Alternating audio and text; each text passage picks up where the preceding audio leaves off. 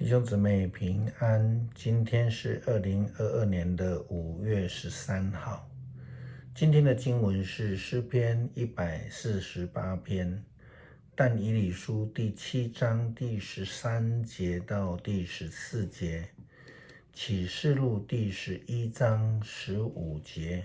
今天要跟大家分享的主题是主掌权。我们知道台湾的总统就任日期是5月20号。那在一般的民主国家的制度里面，就是在这个就任日起，政权就正式的转移了。在过去我们看到的帝皇时代或是君主立国的国家，领袖就是在登基那一天，政权就正式转移到他的手上。登基就任那一天就是政权转移，登基就任的仪式也就成了一个正式的宣告。我们说的万王之王耶稣，他有登基吗？有宣告吗？有的，但却不是跟一般的君王一样那样子的风光，那样子的欢喜庆祝，大大的举办宴席那种场面完全是不一样的。耶稣基督受难的时候，他是被彼拉多判了上十字架的酷刑，在那个时候叫做死刑了在耶稣基督钉在十字架上的时候呢，彼拉多他钉了一块用3种文字刻的一个牌子在耶稣的头上，他写的是犹太人的王。这是来自罗马帝国官方代表的认证以及宣告。虽然这个是有一点点在取笑的意思，但是却是正式的宣告耶稣基督就是犹太人的王。当罗马的兵丁将这个荆棘所编制的这个王冠放在耶稣基督的头上的时候，我们就看到那个就是一个王登基的仪式。因为他们通常会把王冠戴在受封立的王的头上，这个荆棘所编的也代表了一个取笑的王冠，却成为一个官方的见证。但在耶稣基督的头上，它其实是一个苦难的记号。这苦难的记号却是成就了上帝赐给世人的一个荣耀拯救。前面所述的就是2件事情呢，就是从罗马政府的官方所宣告、所为、所认证。但是在耶稣基督复活之后，他自己也如此的宣告了。他对门徒们这样说，耶稣走近，告诉他们，上帝已经将天上地下一切的权柄都交给了我，所以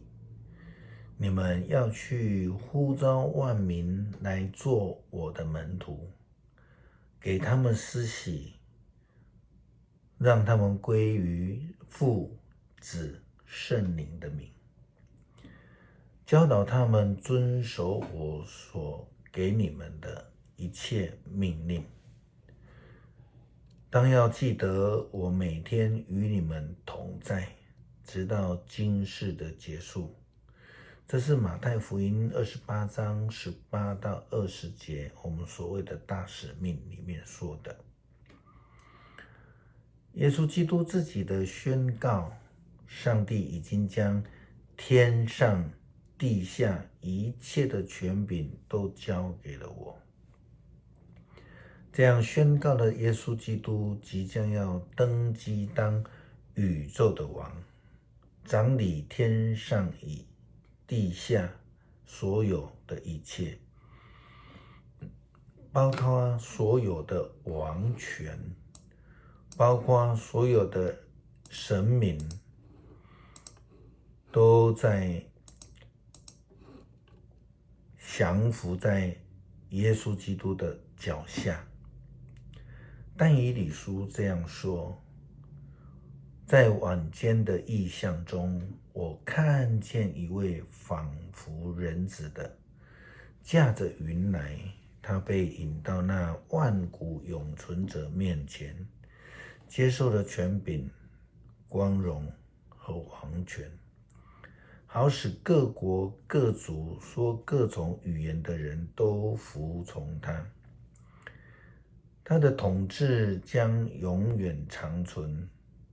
他的主权将永无穷尽。但以理预言了有一位仿佛是人子的，将要驾着云来，他要登基，接受权柄、荣耀以及王权，这是一个恩典的记号。就像我们前面所说的，耶稣基督的登基以及宣告不像一般人认知的方式，这是恩典的记号，同时也是受苦的记号。因为这个恩典的救恩来自于那一位昔在、今在、永远存在的君王耶稣基督。所以也就因为这样子，有不一样的方式来呈现成就。约翰在启示录当中这样的宣告，他说第7个天使一吹号，天上就有大的声音说，统治宇宙的大权已经属于我们的主和他所立的基督了，他要掌权，世事无穷。因为我们领受了这样的一个救恩恩典，我们基督徒就要学习赞美上主，就如同诗篇148到150篇的赞美诗篇。当我们在面对目前疫情的状况，在肉体的病痛当中，我们更需要主的保守与看顾，因为他是我们生命的主。也如同乌克兰战争的乌克兰人民一样，除了依靠现代化武器以外，他们更需要的是依靠上帝的恩典。诗篇148篇，要赞美上主，你们要从天上赞美上主，要在高天颂赞他，他的众天使啊，你们要颂赞他，他的众天使君啊，你们要颂赞他，太阳啊，月亮啊，要颂赞他，闪耀的星辰啊，要颂赞他，天上的诸天啊，要颂赞他，天上的众水啊，要颂赞他。愿万象都颂赞上主的名，他一命令，一切就造成，各有固定的位置，永不改变。他的命令谁都不能违背。海怪啊，深渊啊，闪电啊，冰雹啊，雪和云雾啊，遵行命令的大风啊，要从地上颂赞上主。大山小山啊，果树森林啊，